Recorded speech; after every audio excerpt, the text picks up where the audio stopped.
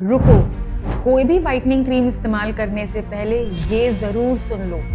आजकल हज़ारों लाखों लोग ऐसी क्रीम्स इस्तेमाल कर रहे हैं जो उनको गोरा करने का प्रॉमिस करती हैं। किसी केमिस्ट शॉप पे जाओ या इंस्टाग्राम स्क्रॉल करो, ऐसे हज़ारों लाखों प्रोडक्ट्स मिल जाएंगे जिन पर लिखा होगा whitening. Whitening face wash, whitening serum, whitening cream और व्हाइटनिंग बॉडी लोशन भी। और सही बताऊं तो ब्यूटी इंडस्ट्री को पता है कि वो क्या कर रहे हैं। वो लोगों की सेंसिटिव नस को एक्सप्लोर कर रहे हैं, क्योंकि उनको पता है कि हमारे देश में लोगों के दिमाग में सिर्फ एक ही बात बैठी हुई है कि जो गोरा है वही सुंदर है। पर जो एक बात ये ब्यूटी इंडस्ट्री वाले आपको नहीं बता रहे हैं वो ये है कि व्हाइटनिंग में और स्किन ब्राइटनिंग में जमीन आसमान का फर्क होता है। एक है मार्केटिंग ट्रैप और एक है रियल डर्मेटोलॉजी। और अगले कुछ मिनटों में मैं डॉक्टर नेहा यादव, एक डर्मेटोलॉजिस्ट, आपके इसी कंफ्यूजन को क्लियर करूंगी कि व्हाइटनिंग क्या है और ब्राइटनिंग क्या है और कैसे इस ब्यूटी इंडस्ट्री के ट्रैप में नहीं फंसना है। तो इस वीडियो को शुरू करते हैं। स्किन वाइटनिंग क्या होती है? स्किन वाइटनिंग का मतलब है कि आपकी स्किन में से मेलानिन पिगमेंट को कम करना। मेलानिन जो आपकी स्किन को आपकी स्किन का नेचुरल कलर देता है, जो कि आपका जेनेटिक हक है। पर यही तो सारी प्रॉब्लम है। जो प्रोडक्ट्स ये क्लेम करते हैं उनमें होते हैं या तो heavy metals, high concentration of hydroquinones या फिर स्टेरॉइड्स, जो कि बिना डॉक्टर के प्रिस्क्रिप्शन के आइडियली प्रिस्क्राइब नहीं किए जाने चाहिए। हेवी मेटल्स एक तरीके के न्यूरोटॉक्सिन होते हैं। ये आपके नर्व्स को डैमेज करते हैं और आपकी बॉडी में धीरे धीरे एक्यूमुलेट होके आपकी बॉडी के इंटरनल ऑर्गन्स को भी हार्म कर सकते हैं।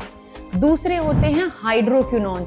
हाई कॉन्सेंट्रेशन ऑफ हाइड्रोक्विनोन जब हम लगाते हैं तो कई बारी वो आपकी स्किन में से नॉर्मल पिगमेंट को भी खत्म करके उसमें व्हाइट पैचेस लेके आ सकता है, या फिर पैराडॉक्सिकली आपके स्किन में पिगमेंटेशन को और बढ़ा सकता है, जिसे साइंटिफिकली हम ऊक्रोनोसिस कहते हैं।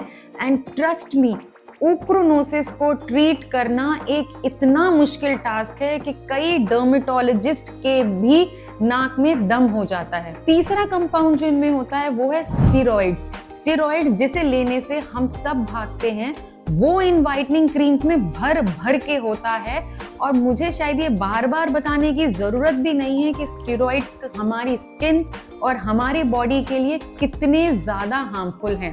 अब बात करते हैं कि स्किन ब्राइटनिंग क्या होती है। स्किन ब्राइटनिंग का मतलब बिल्कुल अलग है।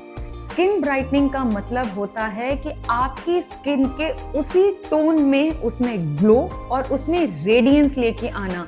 स्किन ब्राइटनिंग कहीं भी आपकी स्किन को गोरा करने का दावा नहीं करती। अगर आपकी स्किन डल है, अनइवन है, तो वो उतनी ज्यादा रेडियंट और हेल्दी दिखाई नहीं देती है। जो स्किन ब्राइटनिंग क्रीम्स या ट्रीटमेंट्स होते हैं वो आपकी डलनेस को कम करके आपकी स्किन टोन को इवन कर देते हैं, जिससे आपकी स्किन बहुत ज्यादा ब्राइट और रेडियंट दिखाई देने लगती है, ना कि गोरी।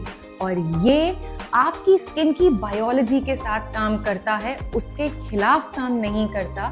और इसीलिए ये हर डर्मेटोलॉजिस्ट द्वारा बहुत अच्छे से रेकमेंडेड होता है। तो स्किन व्हाइटनिंग के ट्रैप से निकलकर स्किन ब्राइटनिंग की तरफ जाना है। और स्किन ब्राइटनिंग के लिए आप कौन कौन से इंग्रेडिएंट यूज कर सकते हैं, जैसे vitamin C, niacinamide, alpha arbutin, kojic acid, resorcinol, thiamidol, tranexamic acid, glycolic acid, ये सारे ऐसे इंग्रेडिएंट्स हैं जो आपकी स्किन को ब्राइटन अप करते हैं। और हाँ, अगर ये सारे इंग्रेडिएंट्स या इनमें से कोई इंग्रेडिएंट आप यूज कर रहे हैं तो एक चीज जो बिल्कुल भी नहीं भूलनी है वो है सनस्क्रीन।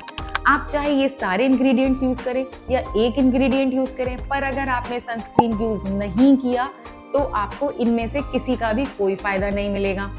पर पते की बात यह है कि अगर आप खाली सनस्क्रीन भी लगाते रहेंगे तो आपकी स्किन धीरे धीरे डलनेस को पीछे छोड़कर ब्राइटनिंग की तरफ अपने आप बढ़ती चली जाएगी। अब बात करते हैं कुछ ऐसे प्रोडक्ट्स के बारे में जो हमको बिल्कुल अवॉइड करने हैं, जो हमारी स्किन को हार्म करते हैं। सबसे पहला है मर्करी। ये एक हेवी मेटल है। दो ये मार्केट में बैन है, but I want to tell you the truth कि बहुत सारी स्किन वाइटनिंग क्रीम्स में अनरेगुलेटेड फॉर्म में ये हेवी मेटल प्रेजेंट मिलता है और ये लिटरली एक तरीके का जहर है आपकी स्किन के लिए। दूसरा है high concentration of bleaching agents. इस कॉन्सेंट्रेशन में जब ब्लीचिंग एजेंट्स आपकी स्किन पे लगते हैं तो वो उसको डैमेज ही करते हैं। फिर होता है hydroquinone in higher concentration. Usually 2 to 4% of hydroquinone is prescription based medicine, पर कुछ अनरेगुलेटेड मेडिसिन में 5% तक भी हाइड्रोक्विनोन होता है, जो या तो आपकी स्किन को परमानेंटली वाइट कर देता है या परमानेंटली ब्लैक कर देता है। लास्ट आते हैं steroids, the most abused drug for skin whitening. और आई थिंक हर क्रीम में जो स्किन वाइटनिंग का बहुत जल्दी ट्रीटमेंट आपको क्लेम करती है, उसमें आपको स्टेरॉइड्स मिलेंगे ही मिलेंगे। So the bottom line is कि कोई भी क्रीम अगर ये बोल रही है कि वो 10 दिन में, 15 दिन में, 20 दिन में आपको स्किन वाइटनिंग जैसा रिजल्ट दे देगी, तो उनमें ये सारे अनरेगुलेटेड एलिमेंट्स आपको मिलने ही मिलने हैं। तो प्लीज उनकी तरफ ना जाएं और उनसे दूर ही रहें। सो टू कंक्लूड, मैं सिर्फ एक बात कहना चाहती हूँ, ये जो स्किन वाइटनिंग या गोरा होने की डिजायर है, ये भी सोशल मीडिया या एडवर्टाइजमेंट से ही आती है, जहाँ पर ब्यूटी को गोरेपन के स्टैंडर्ड पर नापा चला जाता है।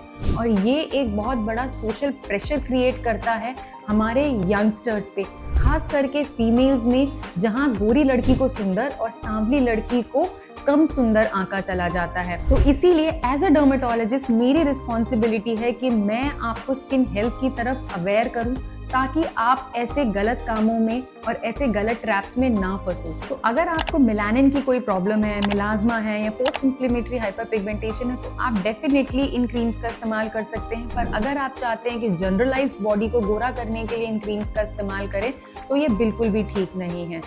अब एक बार क्विकली रिकैप कर लेते हैं कि स्किन वाइटनिंग और ब्राइटनिंग में क्या अंतर होता है।